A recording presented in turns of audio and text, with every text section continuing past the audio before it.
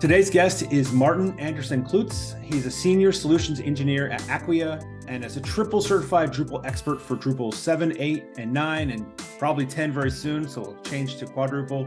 And among a variety of other certifications that he's sought out, and he's been a member of the Drupal community for about 17 years. And I'm looking forward to this conversation. Martin, thank you for joining me today. Glad to be here. So for those who have never met you, share a bit about your background. Where are you from, who you are, and what you do? So I was actually born in the US, but really grew up in Montreal. And then since I went to school, I've been living actually in Ontario, which is a little bit Western Canada. I would say I would say accidentally found my way into sort of, technology related fields. I think all through, my education, I was always kind of interested in a balance of kind of, like math and programming, technology in general, but also like art and creative pursuits. And then after I got out of school, I think I actually probably earned my keep mostly in more of the creative side of things. But I think I always tried to bring some sort of, technical problem solving to different things. And then eventually I started getting really interested in web development. And I think what happened is that at the time, just where I was living and sort of the group of people I was working with, that there were technical problems that I wanted solved, and I didn't know people who could solve them. And so eventually I just kept, going deeper and deeper down that rabbit hole and figuring out how to solve, more and more complex problems. And ironically, actually, as part of the community, I've run into a number of people that kind of followed a very similar path, people who started off like making a personal website or about video games and the ones they were passionate about, and then eventually, figured out how to do more and more complex things, and started writing core contributions for Drupal and different things. So I think it's actually not that uncommon, but yeah, I would say looking back that it's certainly not a place that I had sort of aspired to and sort of diligently followed a pre-planned series of steps to get where I am today. I think in terms of actually the way that I earn my keep today is actually in, more of a sales focused role, in the sense that as a solutions engineer in the Acqueia pre-sales team, my job is really, I would say, kind of an intersection between technology and storytelling. So it's not so much about showing the features of different products, but really about being able to have the empathy to understand what are kind of the pain points for a particular, either person or group or company, and then really being able to connect those to the technical features that are going to deliver a solution for them, right? To ease those pain points or even unlock new capabilities to help them drive business growth. So I find that really interesting, and as I say, to me, the human part of that is I think really interesting. Oh, that is very interesting. In my organization, we call that solutions architecture. So it makes sense. It's got that solutions in there, and it's very similar, right? Having to figure out what is it they need, how do I express as technical but non-technical means possible, so that the business person knows what we're talking about. Yeah, absolutely, and also you end up speaking to a variety of different people, right? So some conversations are very technical because it actually is a technical team that you're talking to. And then sometimes it's more marketing focused people. And so you really have to sort of tailor the language and explain things in a different way. And then sometimes it's a balance in the same meeting, right? And so you're sort of answering technical questions, but also trying to make sure that the people who aren't technical don't feel like, they're listening to a gibberish conversation. Sure. So let's roll it back a bit. Back when you were, finishing whatever primary school or high school, whatever it is for where you were living, and you were deciding on a career, what did that look like for you? What did you do for out of the? Did you go into education, into college first? So I did go to college, and again, it was interesting because even then, I really didn't have any clear idea of what I wanted to do. I think I took sort of like a business administration type course because it seemed safe, even though when I eventually graduated, I think I discovered it was the opposite, because it actually hadn't specifically qualified me for anything. And so, it was actually a challenge once I graduated on that front. But eventually I sort of managed to get a foothold doing a few different things. I was like a media buyer, actually, was kind of my first job out of school. And then from there, started doing some design work, and it was really while I was doing more design work that I started getting into the web development side of things, and that's, I think from a technical perspective, probably what brought me to where I am today. So how did you end up landing that first, technical job then? So what happened was I was working as a designer at an agency as the web was really starting to take off, and I think one of my coworkers had sent me a link to I think it was like a bank website in Belgium or something like that, but it was all built in Flash. So it was all like, Yeah. glossy animations and exciting. And it was like, wow, this is just like unlike anything I had ever seen before. And so it was really interesting to start to play with that technology. And again, I think particularly Flash was a really interesting technology because it was a nice blend of sort of, creative and visual things, but then there was sort of that programming underlayer where you could do some very interesting and complex things there as well. Wow, yeah, that takes me back. Flash. I remember Right. experimenting with it myself, trying to figure out how to make it. I'm a non-creative, so I don't have that design aspect. So as a non-creative, I knew the code side of it pretty well, and create the part you needed to have creativity was always the struggle for me. But that's interesting. So, I mean, you're in the Drupal world now. How did you go? Is it because you stumbled and were looking at the communities online and trying to learn? Is that how you found Drupal? So what happened was, I think it was the agency after that I was working at, and there was a customer that they had already been working with on sort of, design type projects, but they had kind of an RFP out for a website, and the customer was in automotive casting, and so they had plants in Hungary and China, but their main markets were kind of the US, Germany, and Japan. And so they needed a website that was going to do 5 languages and version control across all those. And up to then, I had been building websites that people could sort of update themselves. So it was sort of a home built CMS that I had been using. And I thought, I don't want any part of having to build a website that can do version control and a bunch of other things across 5 languages. So I went online, did some poking around, and Drupal seemed like it was the best multilingual website or CMS that I could find. And once I got started using it, it just seemed to click. The way that it worked seemed like it was not always easy to customize. I mean, confession, hacked core, on my very first web project, which is sort of the cardinal sin of probably every open source CMS. But yeah, it seemed like it was fairly intuitive to work with, and I could sort of wrap my head around how it worked at a pretty deep level, and so I just kept using it and sort of going deeper and deeper. Interesting. And isolating out, I mean, there are a lot of competing technologies now, but back, I would say Drupal has kind of been the powerhouse in that space. And it's still, correct me if I'm wrong, since you're the certified expert, it's still leveraging PHP, right? As it's Absolutely still PHP under that, yeah. which is a very strong language and easy to use.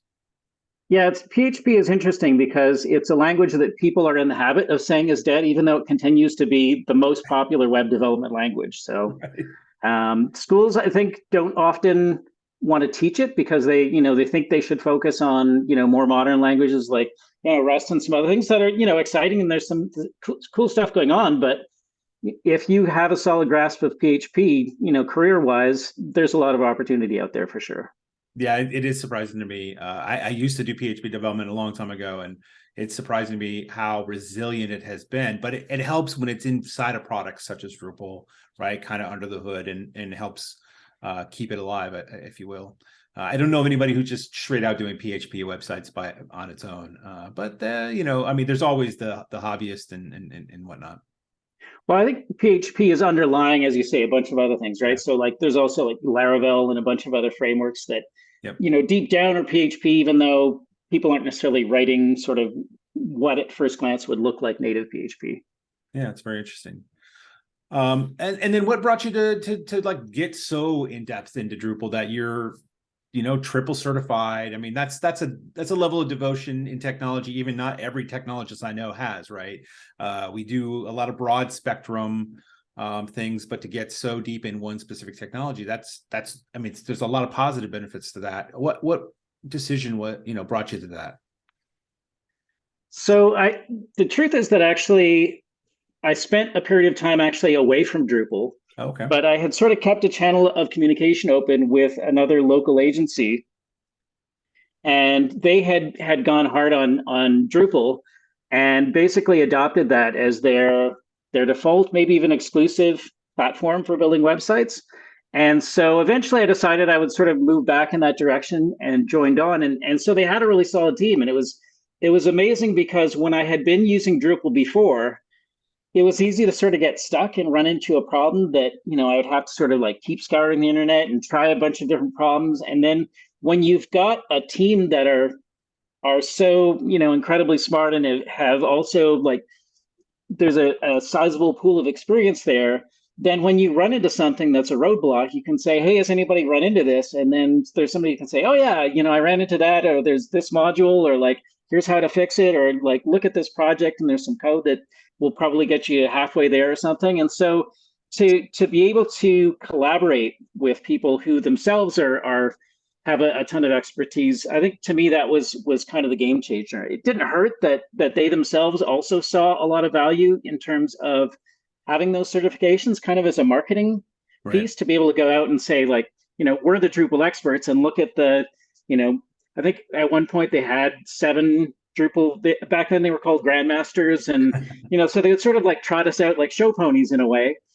So from their standpoint, it was a good marketing tactic. But from our standpoint, I got a lot out of doing those tests and studying for them, and eventually, I think that also got me down the path of having kind of Drupal projects that I started myself, and I think that to me has been a really enriching way to engage with the community as well, because I like having kind of a small sphere of influence where I can have, I don't want to say total control, but basically I get to make the decisions around like what features make it in and which ones I'm not going to bother with, and those kinds of things. But I'm also helping people with problems that, like I've collaborated with, people in Germany and India and, all kinds of different places. And so it's interesting to work with people who have all of these, different perspective on things, but are also still willing to contribute their own expertise to, collectively making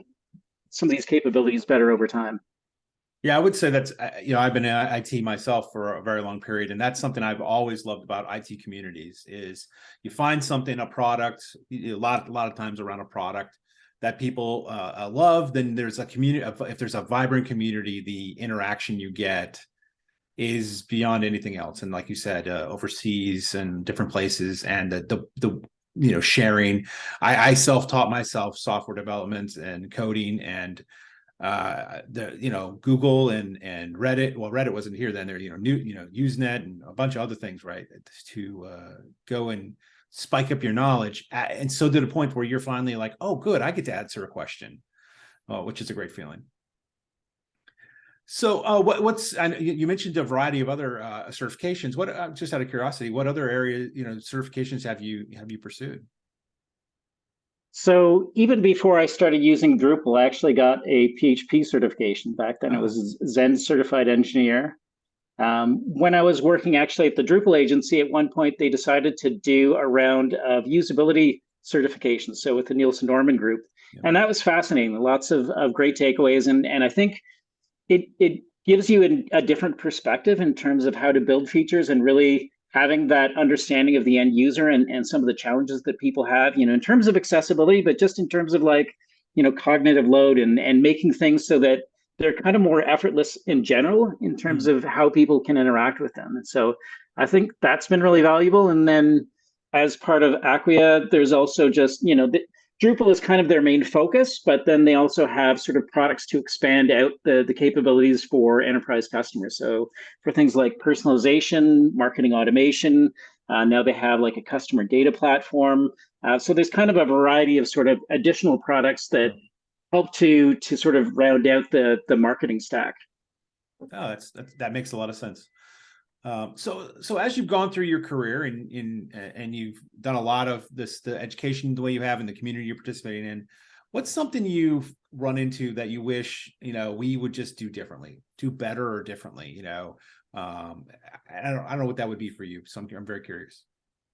So I mean, I feel like to be honest, I've been pretty privileged in terms of getting a lot of opportunities where I worry that today people coming into the market have a harder time being able to pursue things just because it's something that they think is really interesting. You hear these horror stories of like, you know, somebody hiring for a, Rust engineer, which is very specific, and then they want like 8 years of experience when it's only been around for 6 years. And, all of these ridiculous things where they want people to be so hyper specialized, where I think a lot of times people are better engineers because they have different interests and they can draw inspiration from different areas. And so that's kind of the thing that I'm worried about, I would say, in terms of where we are today, is that it feels like there are a lot of companies that just want everybody to be very siloed in terms of the skills that they have. That's a good one. Yeah. And where are the entry level jobs, right? I hardly ever see a job that doesn't ask for multiple years of experience. Right. And maybe that's the hyper focus if I'm just trying to get my project done. But at the same time, that doesn't provide an opportunity for new thought patterns. And, I love working with younger people early in their career because they just have a different way of thinking about things than I do. I'm stuck in my ways, if you will. Yeah, absolutely. So the one agency that I worked at actually used to do a lot of co-op work, which was really interesting. So even while people are still in school, teaching them Drupal, but then, as you say, also being able to see sort of, the fresh perspectives. And then particularly because, they were learning lots of other things in college, they would definitely bring sort of, different ideas to some of the work that they were doing.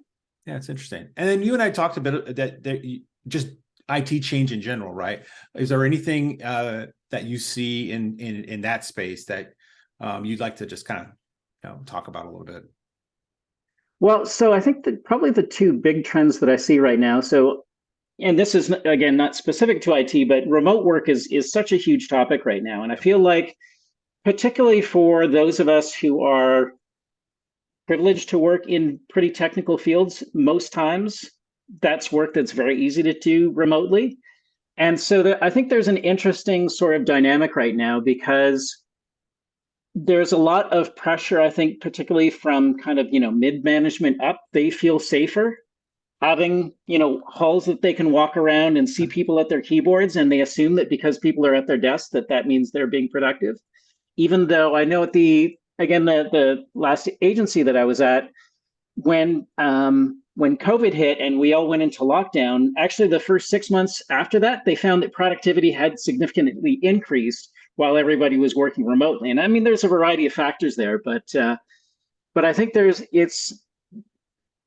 it's a misnomer to think that remote work is the antithesis of productivity. And I think certainly within the Drupal sphere, I can think of a number of sizable organizations that have always been 100% remote. And so, the idea that it's not a workable approach, I think has been proven wrong. But we're at a point where there's a definite tension there. And it'll be interesting to see sort of how that plays out, I think, in the coming months. So I feel like that's a set of changes that's probably well underway. The thing that I've been looking at recently is the maturation of AI and how that's starting to infuse itself into different areas. And I saw recently that somebody had actually used, one of these AI bots to actually write a Drupal module.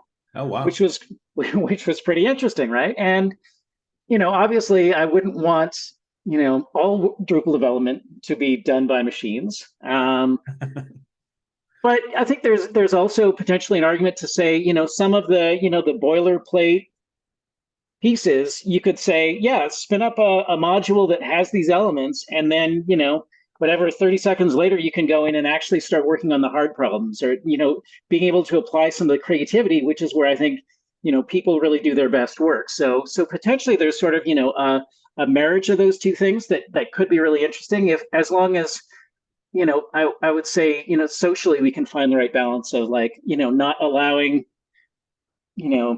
people to try and use automation as a way to basically like replace everyone, right? So as long as it's used to take away sort of the drudgery and those kinds of things, and free people up to really spend their time on the parts where they can really apply their skills better, I think that could be really exciting. Yeah, I think every software developer would welcome a bot to document their code for them. Yeah, absolutely. Right. That's interesting. I hadn't seen that about Drupal. I have seen that on a few other languages. I think GitLabs has some sort of like Copilot functionality that can write some code. So you're right, that's definitely a trend that's out there. And there's, results vary on the output that they produce, which is good for us, right? That means they won't take our jobs. But at the same time, I can see your point. Like that's a force multiplier that's been talked about a lot about AI is how can it get rid of some lower level tasks so that us humans can be released to the higher thought patterns that need to be employed for a given project. Absolutely. So what's next for you, Martin, as you look to the new year? Is there anything big coming up for you? More certifications. I actually was working on some new ones today, and I've got some more planned in the new year. So that's definitely going to be a continuing trend. But I mean, I feel like more generally, probably everybody in the technology space has to be today, I think, investing in themselves and Yeah. working at learning, whether or not they get, some kind of a, degree or a piece of paper. Always developing skills, keeping their eye on the horizon for what's coming next. From a technology standpoint is, I think, important for everybody. And then from there, it's hard to say. I mean, I feel like, as we talked about at the start, certainly haven't gotten where I am today through some sort of, disciplined plan. And in terms of moving ahead, if I was doing the same thing I'm doing today, 2 years from now, I'd be happy with that. There are definitely other ways of being active potentially in like the Drupal community. So, maybe there's potential there. There's definitely, of the projects that I maintain, some things that would be interesting to work on. Doing more core contributions would be interesting. In terms of sort of, how I earn my paycheck. I definitely could see that evolving in a bunch of different ways. I've seen people go from pre-sales into like, product marketing. I've even, entertained the thought of going back into more of like a pure development role. So, honestly, I would say the way my career has evolved is just sort of, following my interests and see where that takes me. Well, that's good advice for anybody who's looking at their career. And well, I want to just thank you, Martin, for coming on the podcast today. This has been an awesome conversation. Great. Well, thanks for having me.